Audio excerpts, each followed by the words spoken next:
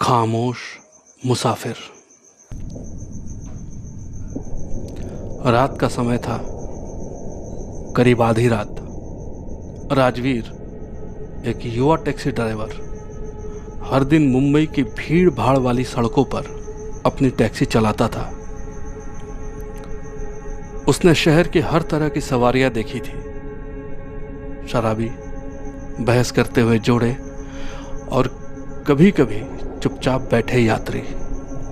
लेकिन जो उस रात हुआ उसके लिए वो बिल्कुल भी तैयार नहीं था। बारिश होने वाली थी, बादल घने हो रहे थे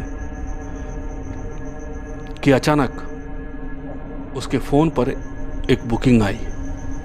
लोकेशन थी शहर के पुराने हिस्से की, जहां जाने से वो अक्सर बचता था, खास करके रात के समय। कुछ पल के लिए उसने सोचा कि शायद इसे छोड़ देना चाहिए, लेकिन फिर सोचा यह भी बस एक सवारी ही तो है। उसने बुकिंग स्वीकार कर ली।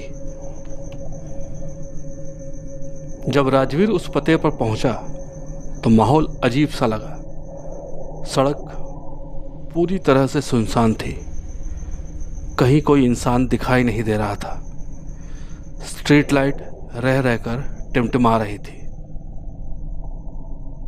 अचानक उसकी नज़र रियर व्यू मिरर पर गई। उसने देखा कि एक औरत कोने में खड़ी थी, सफ़ेद साड़ी में, पूरी तरह भीग चुकी थी। राजवीर ने खिड़की नीचे करते हुए कहा, मैडम, आपने कैब बुक की थी? औरत ने सिर हिलाकर हामी भरी, पर कुछ बोली नहीं। वो धीरे धीरे पीछे वाली सीट पर बिना आवाज किए बैठ गई। उसका चेहरा बेहद पीला था, जैसे उसमें जान ही ना हो, और उसके हाथ में एक पुराना सा सूटकेस था जिसे वो कसकर पकड़े हुई थी। राजवीर को थोड़ी घबराहट महसूस हुई। उसने धीरे से पूछा, आप कहाँ जाना चाहती हैं? कुछ पल की खामोशी के बाद उस औरत ने धीमी आवाज में कहा, नारीमन पॉइंट। राजवीर ने इंजन स्टार्ट किया और टैक्सी चल पड़ी। सड़कें अब भी वीरान लग रही थी।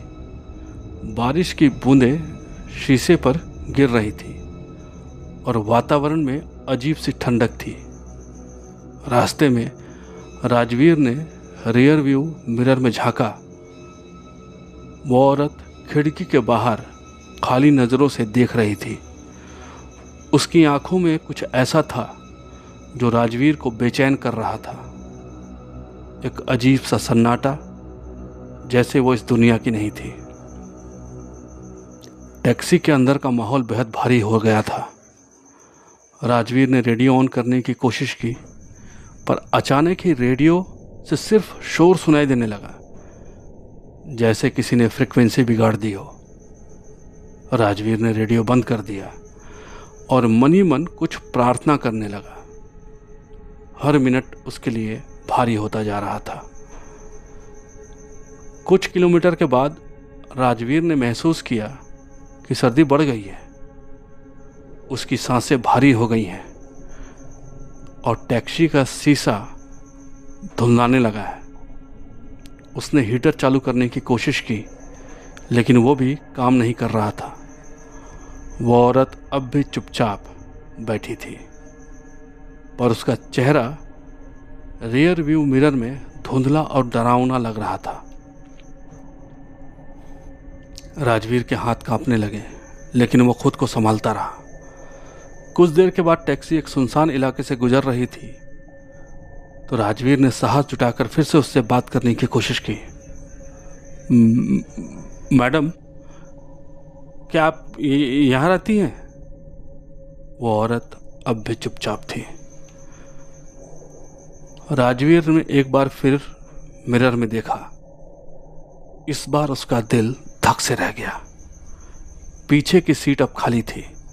राजवीर ने घबराकर गाड़ी रोक दी और पीछे मुड़कर देखा।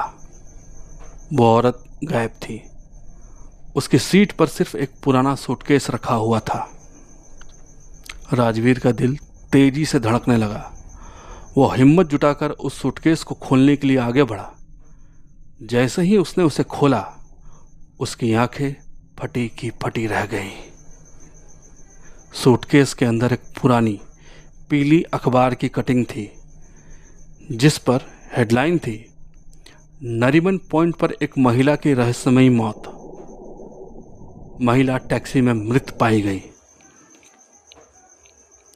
वो औरत वही औरत थी जो अभी अभी उसकी टैक्सी में बैठी थी। राजवीर के रोंगटे खड़े हो गए। उसने तुरंत सूटकेस बंद किया और टैक्सी का इंजन फिर से चालू किया। उसे अब सिर्फ एक ही ख्याल था, इस जगह से जितनी जल्दी हो सके दूर भागना। उस रात के बाद राजवीर ने कभी भी पुराने शहर में टैक्सी चलाने का सोचा तक नहीं।